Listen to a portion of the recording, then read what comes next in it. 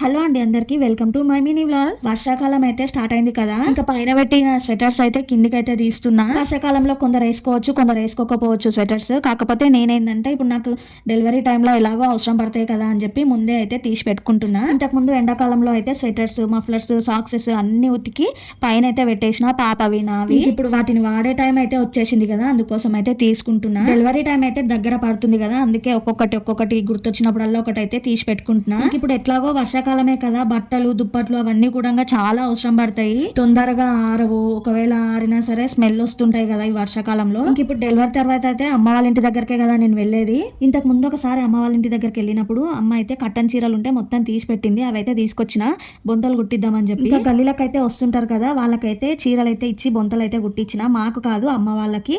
అమ్మ వాళ్ళ ఇంటి సైడ్ ఎప్పుడు వస్తారో ఎప్పుడు పోతారో కూడా తెలియదు. ఇంటి దగ్గర అమ్మ వాళ్ళు అయితే ఉండరు కదా, పనులకి వెళ్ళిపోతారు. అసలు ఇంతకు అక్కడ సైడ్ వస్తారో రారో కూడా తెలియదు. అందుకే ఇంకా నేనే తీసుకొచ్చి నేనే గుట్టించిన బొంతలు అయితే. బొంతలతో పాటు చిన్న బొంతలు కూడా ఒక 2 అయితే గుట్టించిన.